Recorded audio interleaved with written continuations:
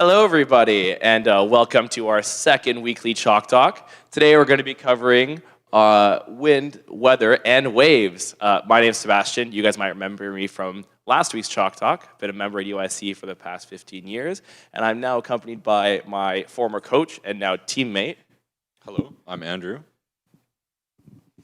And we're going to be going over kind of the basic breakdown along with some additional information on these topics here to help get you guys more informed on the subject in general and ready for the summer. Beautiful. So we're going to be covering wind, weather, and waves. And to start with weather, so just some traditional ways to source your weather info. You can look at your VHF, your radio, EYC Clubhouse. There's a whiteboard that's downstairs. Usually you'll get like a quick forecast on there. And then there's also your apps you can use and the internet. So on the radio, you've got specific channels you can use, 08, 21B, and 83B are good channels in VHF. On a radio station, you're working at a 162.400 megahertz ratio. And you can also use your WX button on your radios for whichever ones have that function. Yeah. And that 21B is going to be your Atlantic forecast, and your 83B is going to be your Great Lakes forecast. And then off to apps. So there's a bunch of things you can consult on the internet. Environment of Canada's got some great forecasting stuff. Wind Finder, it's very easy to use. Something I personally like about Windy is they have a chat, so you can drop in there and be like, is anybody on the water? How is it actually at the beach? Because forecasting, sometimes you read that it's going to be great out and you arrive at the beach and it's not so much.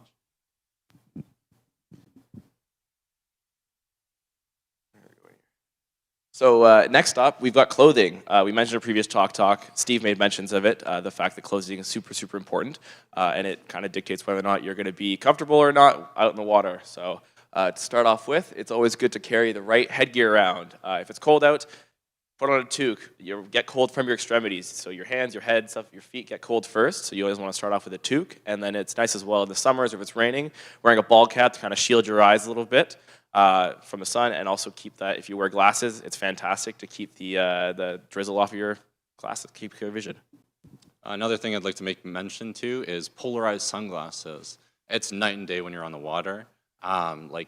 Polarized sunglasses, you'll be able to see like fish going through the bottom of the water. It's like completely night and day. So if you're looking at like gusts and lulls and you're looking for ripples on the water, that's going to be your #1 friend to save your eyes. Also, when you're looking for marks way out in the distance, we're often racing at like 6:30 around sunset. So very important. And yeah, moving on. Next off, we got our tops. So a good fitting raincoat, very important. There's a very big difference when it comes to waterproof and breathability between what kind of rain jackets you get. So those are the two main things you want to look at, right? If you're going to be moving a lot when you're sailing, you really need something that's waterproof. You're wearing a garbage bag, that's just going to sweat yourself and you're going to be uncomfortable and it's not going to be a great time. So if it's really wet, like absolute downpour, I recommend going for a smock, but if it's less than that, go for a well-fitting rain jacket, something you have a lot of space to move around, to grind, to help out on the boat. During the summer, as you see in the top left there, I have a picture of a dry fit shirt with a hood. I recommend this. I almost can't recommend this enough. It blocks the sun from the back of your neck, blocks the sun from your ears, keeps you protected, keeps you just feeling good and ready to race. So now that we've got our tops covered, I mentioned beforehand your extremities. So again, for the winter, want to make sure your hands stay warm. If you can't feel your hands, you can't grip your lines, you can't feel the steering wheel or your tiller, you've got all kinds of issues there. So you want to make sure you've got, in the winters, a nice set of gloves. They make neoprene ones as well, which are made of the same material you find in a wetsuit. Keep your hands warm. And then the summers as well, if you've got a heavier wind day or if you're just not so used to the lines yet, you've got some dry lines, you can protect your fingers and stuff like that from bad rope burn with just standard breathable gloves, which are always a good option. People also wear watches if you're racing. Would highly recommend so you can time your starts or just like your maneuvers and so. Yeah. And a cheaper alternative to sailing gloves is good old-fashioned gardening gloves. You just chop off the fingertips, and then they're perfect in the water. And I've known people that have been using this their whole sailing career. It's not going to hold you back, and you can get a bundle for like at the dollar store. Never mind like paying $60 for a pair of gloves. Next off, we got our pants. So this is arguably your most important layer when it comes to racing. Good fitting Fowley pants will probably be utilized in your inventory far more than a rain jacket. If it's light rain, if it's during the summer, that's going to be your go-to, especially sitting on the rail. That's going to keep your legs dry. Another thing I like to have is electrical tape. Just put in your pocket. Knife, also another thing. If something goes wrong on the boat, you need to fix something. Electrical tape is like really easy to like tie off halyards, to like just something quickly to have on hand.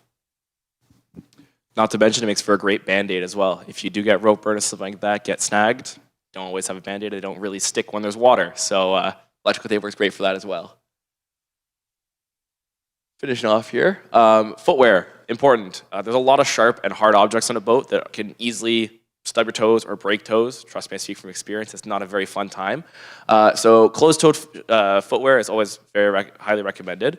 A good life hack for kind of wearing shoes in the boat as well is on wet days. You can drill holes in the bottom of them to make sure they drain out correctly. You don't get swampy feet, which is never comfortable either.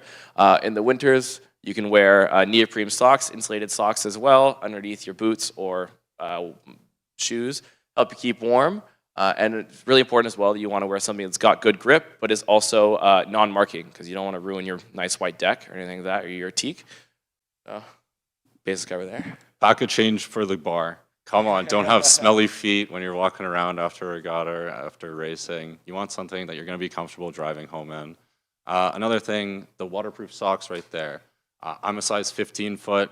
It's a nightmare buying shoes. Waterproof socks, great investment for when it's cold. I can just wear my running shoes, waterproof socks, and I'll still be warm enough for most days. Forecasting wind. Your immediate versus your long-range forecast. And this is something that you want to get in the habit of getting in a discussion with your crew throughout the season, right? So as the week's going by, you're going to like keep a tab on how the weather systems are developing. I like to look at the onlays onto like a satellite image, because then I get a better feel for how the systems change as they move across the land. And then your immediate forecast, how's the weather going to look on an hour-to-hour basis on a night of racing, right? So you need to know, is the weather going to go down? I mean, is the wind going to go down? Is it going to shift? What's it expected to happen? And also, we've mentioned consulting different websites and apps. So a lot of those apps are going to measure wind in a different way, whether that be like systems or just storms or just the gradient. So consulting a variety of sources is like very useful. And again, have that conversation with your crew. If that's an ongoing conversation, bounce ideas off of each other, you're going to be in a better position. Using a logbook, very important. Just to keep track of how you felt in certain conditions, right? Like you should be able to know how to set up your boat based on how you did it last time, and you're going to want to use that as a base mark, right? So if it's 8 knots and it's 8 knots 10 times throughout the season, by the 10th time you should have figured out the like formula for your boat. So every day you're going from that like standard, and then you're going to something else. And as I said, like you need a logbook, because those days aren't going to be back to back. One day it's going to be light wind, one day it's going to be heavy wind, and by the time another light wind day comes around, you're going to like forget how your boat was set up. So very important. Keeping your head out of your boat. So just looking on the race course, right? Is something just randomly developing? Is there a system coming in? Is there a dark patch of water? Is there something that's going to give you a sign that there's going to be more wind on the course somewhere? So yeah, paying attention to how the wind's developing throughout the day. Another thing is like, you can check back on those models. Are the wind patterns changing? Are they shifting? Like that's just things to keep tabs on and things to jot down in your logbook. Thank you, Andrew. So then there's other stuff like identifying wind patterns. Gusts and lulls are visible on the water. You can see a gust coming in is going to look like ripples, a dark spot, something like that. And you can talk about keeping your head of your boat. You can see it rolling in towards you or from behind you on a downwind. If you're sailing racing, you tend to want to avoid lulls. Those kind of clear spots, they look reflective almost, kind of like the water looks glossy, it looks like a mirror. So there's ways of telling what's happening there. Also, you can gusts and lulls generally come with shifts as well. So in your logbook, you can write down, on this day in this breeze, when I got a gust, I was lifted 5 degrees on my starboard tack, or I was knocked on my 5 or 10 on my on a starboard lull. Good things to identify and maintain. And then in addition to keeping your eyes out of your boat, on a downwind, if you're sailing a big breeze and there's big gusts coming in, have somebody looking behind you. As much as you want your trimmers and your people on board looking at your sails and the boats as well, you get caught by a big gust coming behind you, you're going to have an issue. So keeping your eyes out, looking for them. Pretty much the main gist of it, right? Yeah. Nice. What can the clouds tell us? Let's look for some clues in the clouds. All right, so types of clouds. We're going to be focusing on 3 main bands of clouds. You've got your higher level clouds, and that's up near the jet stream. So those clouds are going to be like moving a lot quicker generally and going to be taken from one location to the next a lot quicker. You've got your mid-level, which are probably going to be what you're able to see most of the time pretty easily, and then your low level, so immediate clouds at the bottom. So starting us off, we've got cirrus clouds. Cirrus are super high up, wispy clouds. Generally, they're going to be moving faster than the rest you see around. Immediately, they're going to indicate warm and dry air. But there is no real significance that comes to these clouds, being that they're so high up and they're moving so quickly. They don't really end up in your way as a sailor in the immediate vicinities. It could, however, indicate in the future that you've got some approaching frontal systems and just air moving around because it's moving faster above. It's going to push stuff down towards you. Next off, we've got cirrocumulus, and these are usually pretty short-lived. They look like ripples, or as Sebastian said earlier, like goosebumps. So here you can expect rain to come in about 8 to 10 hours, excuse me. Or if they come right after a rain, that's usually signs that like the weather's improving and the bad weather is rippling away, so to speak. Finally, for upper level, we've got our cirrostratus clouds. These appear, oh my gosh, sorry.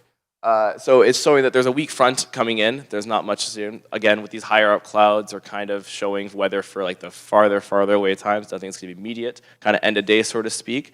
It's going to tell you there's not going to be much in the air to see. Really, it's kind of very wispy, light clouds. And then other than that, it'll just be you can have a chance of precipitation about 12 to 24 hours ahead. Yeah, and just pay attention to how fast this is moving. This is generally going to be found right over top of the sun, look like a halo. So if it just darts right over the sun, then that's a sign that it's fast moving, versus if it hangs around there for, I don't know, half an hour or so, then that's going to be a sign that it's a slower moving system. Next off, we got our altocumulus clouds. So these are going to look like a white, gray, patchy sheet. They're going to be like masses, like layered, like cotton balls almost. And these are going to be found in between like a sandwich of warm and cold fronts in like a depression. So these are just a sign that there's instability. As you can imagine with this sandwich, it's two like currents that are opposing, going to be sliding against each other. So expect a thunderstorm later in the day. Next here, you've got our altostratus clouds. These are going to show you that you've got kind of approaching rain coming in the next 12, 24 hours. Pretty stagnant thing with the altus clouds. Gray blush sheets, they're fibrous clouds, again in that mid layer, not super high up, not the ones that are super low to the ground, but it's just bringing warm air to the region and show you that you've got approaching rain. Yeah, and this is just like a dull environment in your city, if you can picture that. Next off, we got our nimbostratus clouds. So these result from thickening altostratus, and then it brings rain or falling snow. So you expect just like a moderate precipitation, so that's going to be also like not big fluctuations in the wind also. That's not going to be very gusty storm that's coming through. And this may last for like several days. This happens, I don't know, a lot in the changing seasons, I would say. Yeah. 5 days. These are the best ones. These are your cumulus clouds. So these are well known in the sailing community as your popcorn clouds. If you're going out for a sail and you see these kind of clouds over the city, you know you're in for a fun time. So when you see it over your horizon, those popcorn clouds, it's indicative of a thermal. So what that means is over the city, you get hot air, and over the lake, it tends to stay colder. So over the city, you have your hot air start to rise above you. It's going to fill up the area above it and then be pushed over the top of the lake and then come back down onto the lake as it cools back off again. So what that means is you can expect some pretty good, consistent wind coming from the sea, from the lake side, which means good sailing, fun sailing, addition nice waves to come in, and typically it comes with some nice weather as well. Sunshine comes in, there isn't really often any rain with it, but it means that you can look forward to a nice consistent breeze that'll be good for racing in the evenings or just fun to sail in. Beautiful. Next, we got our cumulonimbus clouds, heavy and dense clouds, thunderstorm, angry-looking, anvil clouds. Basically, you don't want to encounter these. You're going to get like just crazy wind shifts and odd wind currents, and the wind shear, which is the difference between the wind speed up top and the wind speed down low, is going to be a drastic difference. So you're also going to see these like downbursts of air that like are just like vertical currents, just pushing straight down, right? So as you can imagine, it's a nightmare to sail on something like that. So you generally want to avoid it if you can. There we go. I think this is our last one, certainly not the least. Stratocumulus clouds. So this is, again, lower level cumulus clouds, big energy clouds, puffy, but with a darker tilt to them. Typically, these will come with dull weather, and luckily enough, no precipitation, but they kind of look like that big blanket you'll see that'll tarp off a big area. Usually, and it's just a sign of fair weather, no rain. Shouldn't need your jacket, hopefully. Yeah, and then finally, stratus clouds, very flat. They've got a uniform base, and they're at the like lower level of the clouds. So these are from the thermal currents rising, but rising slowly. And then this depressurizes the air, and you're going to expect just a little bit of drizzle for the next few hours. So the EYC wind around here, it's pretty consistent depending on the direction you come in. Northern breeze is generally a shifty breeze, comes off land. That being the reason because of that is you've got a lot of geographical wind shifts around here. There's buildings around, especially in the harbor here. You've got that big wind tunnel that we get. As you get around the point to more open water, there's a longer fetch for that wind to stabilize itself. So you get that. Off the city really is just a lot more shifty conditions. When you get out towards the east side, right? Isn't that right? East gusty? An east wind. East, you get a lot more gusty breeze. West wind. West wind, you get more gusty breeze, typically longer fetch for wind to fill in, more time for it to grow. What do you want to do? Yeah, so basically what I'm trying to get across here is talk to your crews, maintain that logbook. These are just some basic ideas of what's generally happening from these directions. So south, it's coming across the lake, you're going to get big rollers. When it's coming from the east, you're going to get these choppy big waves, right? But it goes much beyond that, right? Like I've noticed in the past sailing that when a west wind came on a night race, when the wind went left, it was very warm. And then when the wind went right, it was very cold in temperature, right? And I didn't even have to look up at the water, and while I was on the boat, I could tell which way the wind was going. And those are things that like you can pick up very like consistently if you're maintaining that logbook. So yeah, these are just some things to get the ball rolling on discussions with your crews on that.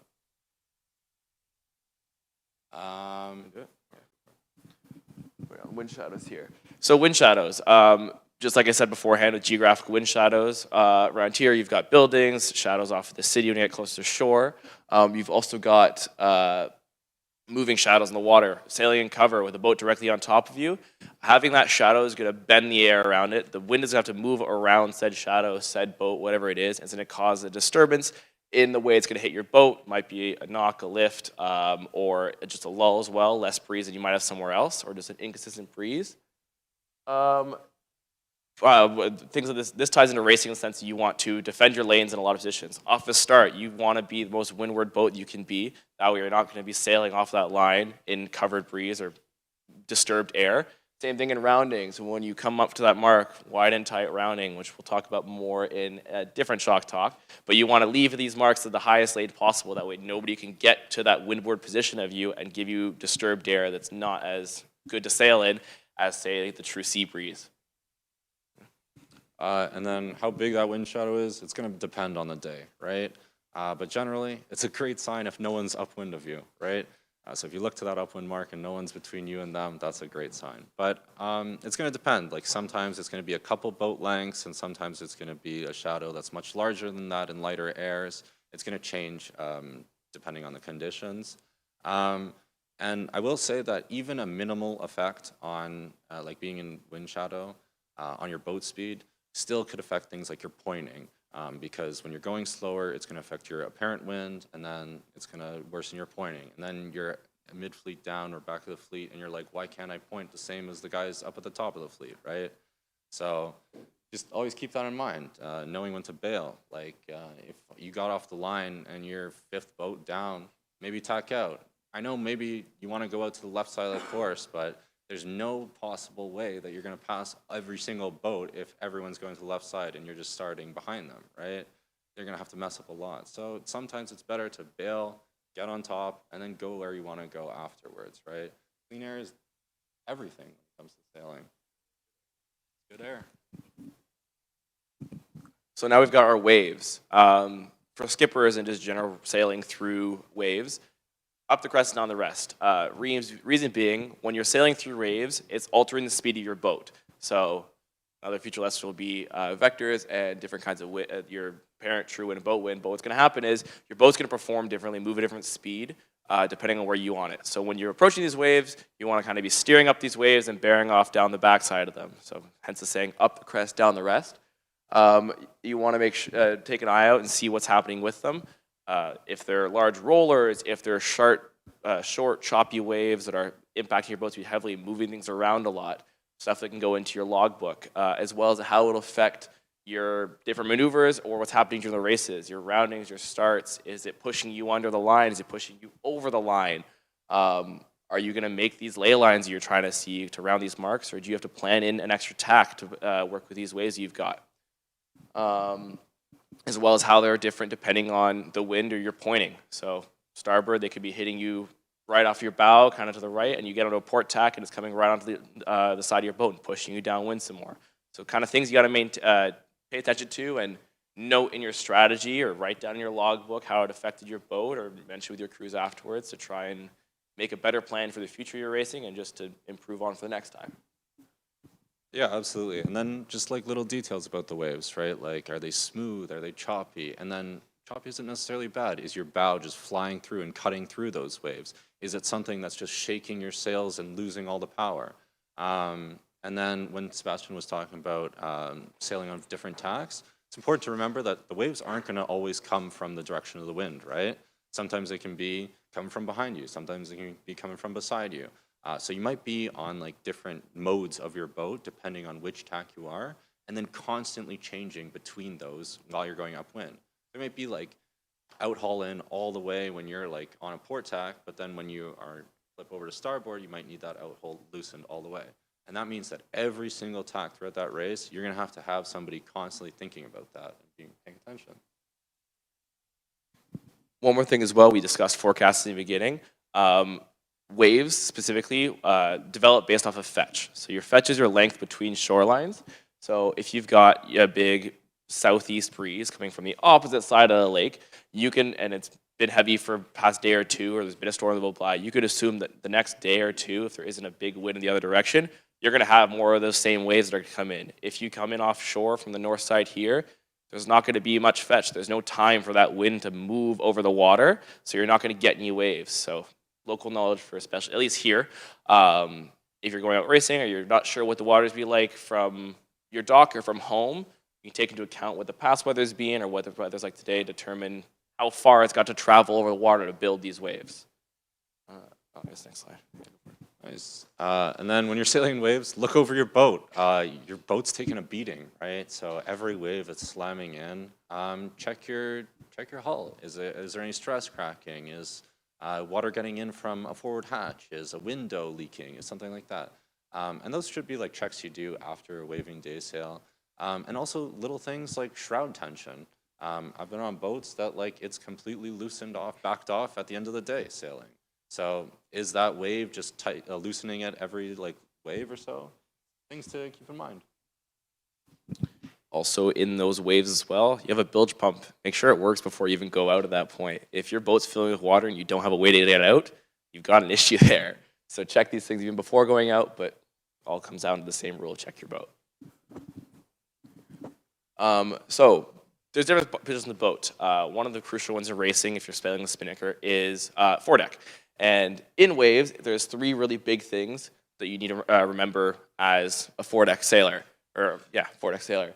Number 1 is to be light on your feet. Especially if it's light wind and your boat's already slamming around, you don't want to be jumping around any more than that, because any piece of movement that you put down on the deck is going to be transferred up to your sails. And if there's not enough breeze to fill your sails already, you jumping around on the foredeck is just going to knock even more of it out of your sails, and you're going to have even harder time holding that air in the sails. Other thing is walk around with the movement of the waves. A really good, cool thing that I kind of figured out just being a kid and not knowing what to do is when you're going out motoring out and you see those waves and your bow starts jumping up and down, if you're on foredeck, go out and jump around with it. See what it's like. Experiment. Get comfortable. Bounce around the boat. See how high you can fly up when the bow drops down. Doesn't matter. Just you want to kind of be okay with it and know what to expect when you're actually on the bow of the boat. That way, when you are racing and there's a tense situation, you're not stumbling around, falling over, losing your feet. You kind of like have your sea legs. And then the last thing is just accept getting wet. It's gonna happen. Period. If it's wavy, odds are the whole boat's gonna be wet. But especially if you're on the pointy end there and you're crashing through waves, trying to set a spin pole or put the spin bag on deck or something like that, you're gonna get wet. Don't run from the water, just fight through it. Wear your gear. Talked about having layers, having an outer shell, your pants, your boots, your jacket. Super important. Yeah. Nice. We're going to move on to playing the mainsail in waves. So keep your head on a swivel, right? Like in waves, there's going to be a lot going on for your skipper. So you want to be that second pair of eyes when that skipper can't be there. Also, watch out for snake's pits. And what I mean by that is a bunch of lines on the cockpit of your floor and people are stepping on them and like things are cleating and somebody asks to undo something and you can't, right?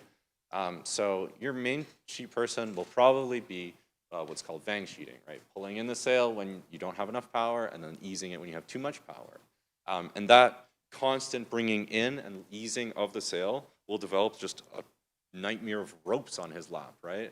So if you're the offside trimmer, if you're the pit guy, if you're anybody and you notice that there's a main sheet wrapped around your mainsail person's legs or something, clear it out, help lend out a hand, right? Keep that in the conversation because there's a lot for that mainsail person to already be looking at. So you want to be helping them do their job. In light air, pay very close attention to your boat speed. So if you're trimmed in all the way and you're moving at full speed and you hit chop or you hit wake or something happens and your boat slows down or your skipper pinches, for example, then ease the main sheet and treat it like a new acceleration. You need to get that flow back into your sail, and if it's too tight, then your boat's just going to move sideways and then forward. And that sideways is going to be so much extra distance for you to catch up and gain your speed again, and it's just going to be like compounding effects, right? And then in heavy air, very, very important, don't aim for maximum power all the time, right? Like, you shouldn't just have your boat at a constant angle just like side slipping along, because that's just not going to help you and it's not going to feel safe. Also, your skipper, right? If your skipper's pulling on that tiller to just like constantly bear the boat down, then something's wrong, right? Your mainsail in heavy air is going to be what steers your boat, right? And you want to have that aligned with your skipper's input, right? So as the skipper is going up the wave, you're probably going to want to sheet in. And then as the skipper wants to come down the wave to bear off, you're probably going to want to dump the mainsail so the jib pushes the boat down and the mainsail doesn't keep it back up, right? So your job as a main sheet person is pretty much steering the boat because you need to be perfectly in line with what the mainsail, with the skipper's doing, excuse me. So then, yeah, constant trim adjustments, right? You can take glances back. Is your tiller like upwards? Is it down? Like, have that conversation going with your skipper, right? Because you want that skipper to be paying attention about the waves and nothing else at that point, pretty much, right? Yeah. There we go. So with our mainsail comes your sail controls and rig tension. There is going to be a dedicated lesson on sail controls, but brief. In light air, when you don't have much, and your sail can barely be filled, you want to tighten up your controls. There's no point in giving yourself a big bowl, big parachute of a sail if you don't have enough breeze to fill that sail already. So you want to kind of tighten things up. Same goes as well if you're sailing in slop, poor waves that are just knocking the breeze out of your sail. Tighten it up a little bit. Make sure that it's not flapping around on its own. Put some tension in your battens, tension in the rig so that sail has shape already and it's not having enough fight to be full plus fight to hold air. And then vice versa, in big and heavier breeze, if you're overpowered and you're constantly going to dump your mainsail out all the time or you're fighting to keep the boat going straight, tighten those controls up again. Same deal. If you have too much space in the sail, too much bag, and it gets filled up with too much air, you're going to have no power in it. So you can flatten it out. And then if you've got those medium conditions, you can trim your sail controls to be as efficient as possible so you can maintain that power whilst also having the best pointing ability, and so forth. So they're always adjusted. Yeah, and then just to expand on that, it's looking at your sail shape first and then what your sail controls are set to second, right? So your sail's going to stretch throughout the season, your sail's going to change, and telling your crew to just put on a random amount of outhaul and then pull it in a little bit more. Like, you want to make sure that they're looking up at the sail, looking up at the shape. What shape are we all agreeing on of the actual sail? Not how tight is it on the one line, right? And yeah, so a bunch of things can go into that shape depending on the boat you have, right? Some boats will have backstay, some boats will have vangs that pull their masts, some boats will have, a bunch of different things that'll change the shape in different ways. So you need to just experiment with those and you'll find the shape that works for those conditions. And then, yeah,